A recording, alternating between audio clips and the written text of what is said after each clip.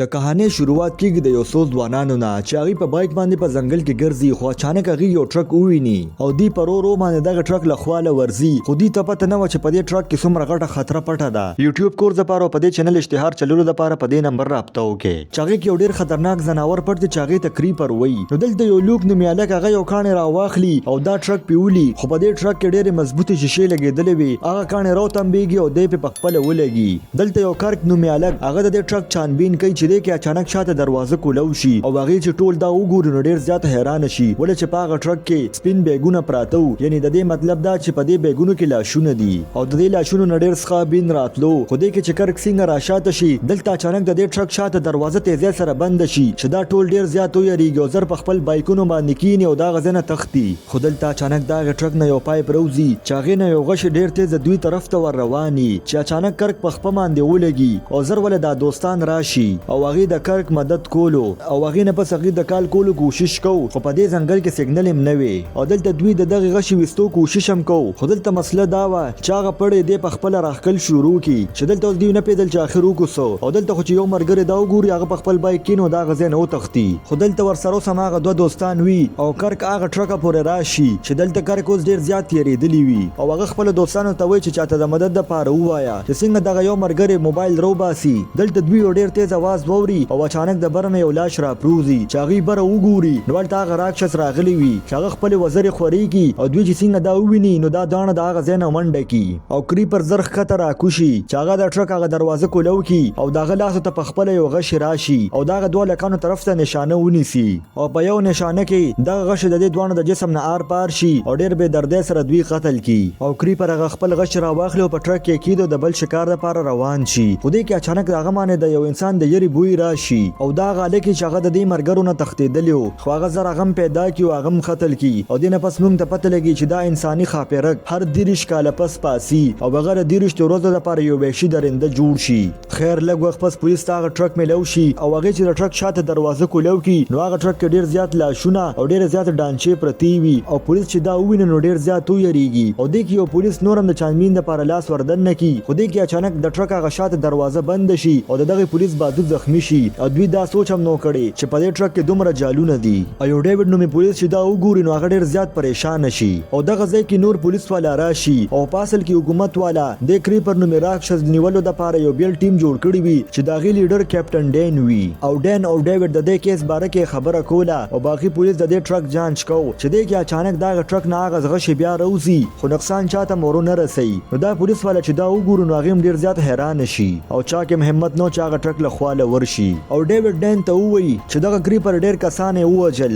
او دغه ځکه چې پولیس والا راشي هغه ډیوډ ته وایي چې موږ دغه کریپر ټرک د دې ځنه بوتلو. نو ډین چې دا ووري نو هغه ډیر زیات غوسه شي او هغه دا وایي چې دغه کریپر خپل ټرک په هر حالت کې حاصلې. د دې مطلب دا چې ټرک څوک بوزي دغه ژوندۍ په خطر کې ده چې هغه ډرایور سره یو ډین نومي پولیس ناست وي چې دغه فرانک نوم وي. خو دغه ځکه کریپر تبر پلاس هغه ځای ته راشي او هغه زنجیرونه کټ کی چې سره دغه ټرک شاته روان شي. نو فرانک چې دا وګوري نو هغه خپل ټرک ودري او هغه ته دا لګیدو چې کې دې شي دا زنجیرونه وشلیدل. خو هغه چې د ټرک نه بهر روزي نو هغه کریپر بخپل ټرک باندې ولاړ وي او دوی ته دام پته ولګي چې دا ټرک خو بغیر ډرایور روان دی او کریپر ته خپل ټرک ملو شو هغه په خوشاله باندې دا غزه نه روان شي. نو ډین او فرانک ته دا لګیدو چې موږ ردنه بچو خو دلته هغه بیا واپس راغلو. نو فرانک چې دا وګورو هغه ډیر زیات ویریږي نو دا ټرک چې لګ مخکې راشي نو ودرېږي نو دغه چې ډین وګوري نو په هغه ټرک کې کریپر نه وي. خو دلته اچانک هغه کریپر په فرانک باندې حمله وکي او ډین ته مانچرو باسي خو هغه کریپر ورته اشاره وکي چې ډین نه د یاري د لاسه ګولیم نه چلیدا او هغه فرانک ځان سره بوزي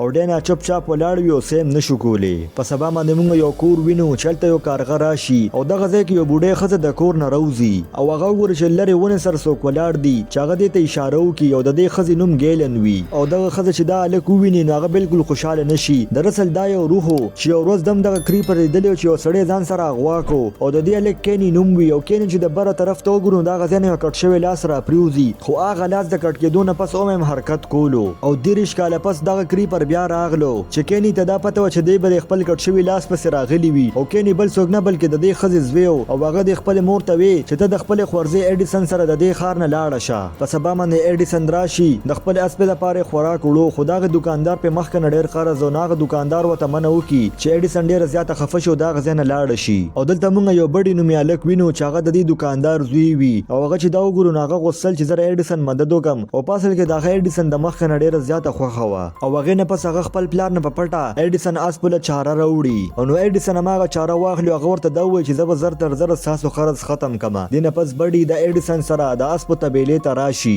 چې په لاره کې هغې وګورو چې اس پې منډې وخي او هغه ځای کې بډي د پټي مالک هم وویني چې هغه ډېر زیات یریدلي وي او ډېر مزدوران هم پټ شوي او داسې لګېدل چې دوی ډېر خوفناک څه ولیدل دې نه پس دغه پټي مالک بډي ته وایي چې پولیس ته کال وکړه او بډي خپل ګاډي ته راشي او هغه خپل موبایل راواخلو چې څنګه پولیس ته کال کوي دې کې اچانک یو ډېر زخمی سړی د دوی د ګاډي طرف ته راشي چې دوی ډېر زیات ویریږي خو د هغې نه مخکې چې دوی څه وکړي چې اچانک هلته کریپر راشي خو کریپر دغه مزدورانو ته څه ونه وایي او دې دواړو چې دوباره هلته وکتل نو کریپر د هغه ځای نه غیب شوي وي او بډي ډایرکټ د ګاډي سټارټولو کوشش کوي خو هغه ګاډی نه سټارټېدو خو دلته اچانک د دوی مخې ته هغه کریپر راشي چې هغه د دوی یاره محسوسوله خو هغه چې ایډیسن وویني نو هغه دې بل طرف ته راوړي او هغه شیشې باندې چې کومه ویني هغه په ګوته صفا کړي نو دلته کریپر پوه شي چې ایډیسن زما اصلي شکار دی چې دې سره هغه یو ډېره زیاته تیزه چغه ووایي چې دغه ګاډي شیشه کریک شي او هغه یو وار په هغې شیشې باندې وکړي او ایډیسن ونیسي او ځان سره یې بوځي او بډي چې په څه پوهېږي کریپر ځان سره ایډیسن بوتلي وي او بل خوا موږ کریپر وینو چې هغه ایډیسن مړه نه کړي بلکې د ټرک شا دې سکې واچوي او د خپل شکار دپاره وځي او ایډیسن هلته یو هلک وګوري او دغه هلک ته چې کوم موږ د کهانۍ شروعات کې کتلی وو خو دا دواړه په یو ټاون کې اوسېدل د دې د وجې دا دواړه یو بل وپېژني او اوس دې دواړو دا فیصله وکړه چې د دې ځای نه تښتو خو کرک ایډیسن ته وایي چې شاته دروازه کې جال لګېدلی دی موږ به د مخې دروازې باندې وځو خو دلته کرک ته پته نه وه چې په مخکې سیټ کې خطره ده او کرک چې څنګه لږ مخکې شي نو هغه سیټ نه یو غشی راوځي چې هغه غشی د کرک دماغو نه آر پار شي او ایډیسن چې دا وګورو نو هغه ډېره زیاته ویریږي او د خولې نه اواز هم نه ووتو او بل خوا موږ ګیلن وینو چې هغه هغه لاس راوباسي چې کم کین یې ښخ کړی و او هغه چې هغه لاس وګورو نو هغه اوس هم حرکت کوي او ګیلن دغه لاس ټچ کولو کوشش کو خو اچانک د کریپر هغه لاس د ګیلن لاس ونیسي او په هوا یې کړي او د ګیلن سترګې هم سپینې شي او د هغې جسم ډېر عجیبه شي بل خوا موږ ډین او ډیوډ وینو چې هغه د خپل ټیم سره د کریپر مقابلې دپاره ځان تیاري خو دلته موږ یو مایکل نومې سړی وینو چې هغه د دې ټیم ممبر وي هغه خپل ټرک راوړي چې هغې کې یو ټوپک وي چې هغه په یو منټ کې 6,000 ګولۍ ولي او د مایکل پوره یقین و چې هغه په دې هتیار باندې د کریپر مقابله کولی شي او هغې نه پس هغې د کریپر تلاش شروع کړي بل خوا ګیلن چې په هوش کې راشي نو هغه ډیوډ او ډین ته کال وکړي او ګیلن چې کله دغه کریپر لاس ټچ کړي نو هغې ته د دې کریپر باره کې ټوله کهاني پته ولګي خو هغې دا وایي چې زه د دې کریپر باره کې ډین او ډیوډ ته نشم ویلی خو ډین او ډیوډ په هم څه دباو وانه چو او اوس ډین هم دا فیصله وکړه چې زه به د دغه کریپر لاس ټچ کوم چې د هغه د راز باره کې ماته پته ولګي خو دلته دوی ورته منع وکړي خو هغه د هغې باوجود هم داسې وکړو چې څنګه لاس ټچ کړي نو د ډین هم سترګې سپینې شو هغه هلته بېهوشه شي او لږ وخت پس چې هغه په هوش کې راشي نو هغه ډېر زیات حیران او پریشانه وي نو ډیوډ د ډین نه تپوس وکړي چې تا څه ولیدل خو ډین بالکل چوپ چاپ ناست وي بل خوا مایکل ته خبر راشي چې په هایوې باندې ګاډی اورېدلې دی نو مایکل پوه شي چې دا کار د کریپر دی او بل خوا ډین هم دا فیصله وکړه چې زه به د دغه کریپر خاتمه کوم او هغې نه پس مایکل مخکې وي او ډین او ډیوډ ګاډي ورپسې شاته وي چې لږ مخکې راشي نو دوی د کریپر هغه ټرک وویني خو ډیوډ زر په غوسه کې خپل ټوپک راوباسي او دغه ټرک پر ټایر باندې ډز وکړي خو هغه ډز په هغې څه اثر ونه کړي او هغه راوتمبېږي او د دوی ګاډی پرې ولګي نو ډیوډ پرې بل ډز هم وکړي خو دغسې دا ګولۍ به پرې راتمبېدې او دې کې اچانک کریپر دغه ټرک نه یو بم راخطا کړي چې ډین ترې په سچل باندې ځان بچ کړي خو هغه بم واپس دوی پسې را روان شي خو دلته ډیوډ دماغ ولګوي او هغه په هغه بم باندې ډز وکړي او خلاص یې کړي اوس مایکل دغه ټرک مخې ته راغلو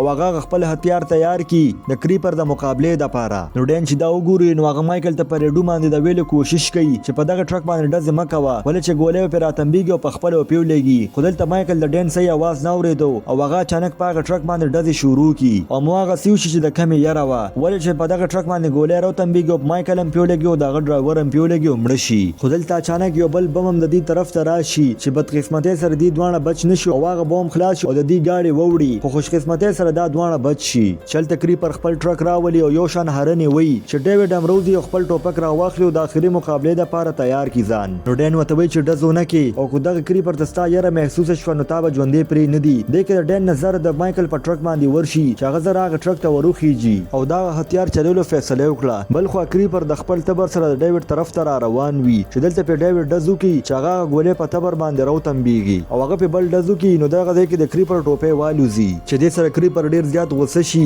او دې نه مخکې چې ډیوډ پرې بله ګولۍ وچلي هغه پرې حمله وکړي او هغه په هغه ټوپک باندې ورله حمله وکړي چې هغه خراب شي او اوس ډیوډ سره د خپل بچاو دپاره صرف یو تمانچه وي او دې نه مخکې چې کریپر ډیوډ مړ کړي دغه ځای کې په ډین اواز وکړي خو بدقسمتۍ سره هغه هتیار هم جام شوي وي او اوس کریپر ډېر تیزۍ سره د ډین طرف ته ور روان دی او کریپر چې پرې څنګه حمله کوي نو ډین پوره خپل طاقت ولګي چې هتیار صحیح کی او هغه هتیار د کریپر طرف ته کی او یو شان په ډزې شروع کی. خو دغه ګولو اثر هم په کریپر باندې نه کېدو او هغه په ډین باندې حمله وکي او په یو وار باندې داغه نصر بیل کی او ډیوډ چې دا وګوري هغه سره د تختیدو نه بغیر بل لار نشته. بل خو ګیلن ته پوره یقینو چې کریپر به دغه ځای ته راځي او هغه خپل ټوپک تیار کی او د کریپر انتظار کوي چې د کې اچانک هغه دروازه کولو شي او د گاډي لایټونه وي. خدا بل څوک نه بلکې بډي وي او هغه ګیلن ته دا وایي چې اډیسن د کریپر په قبضه کې ده او بل خو په ټرک کې مونږ اډیسن وینو چې هغه شور وورو نه هغه په ځان باندې صادر واچي او د مړ کېدو ناټک کوي. خو هلته کریپر راشي هغه نه صادر لرګي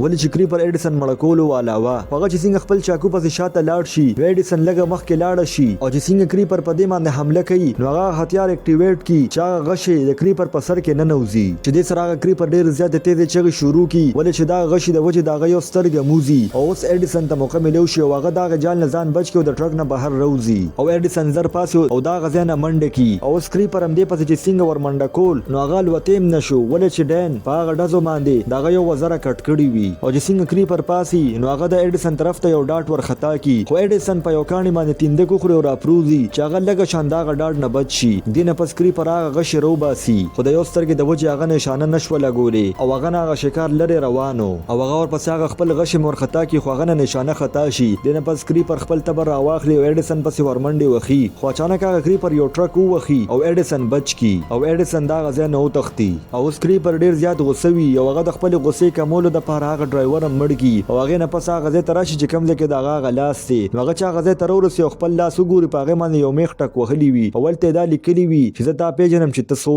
کی دنه پس هغه لاس چوره کی او هغه ډیر زیات غوسه وي او هغه بوز دیرشتو کالو له واپس قید شي او هغه نه پس اډیسن ګیلن سره ملو شي او د سره دا کہانی ختم شي. ګستاسو دا کہانی خوښ شوی نو دا ویډیو در سره لایک کړئ او چینل در سره سبسکرایب کړئ.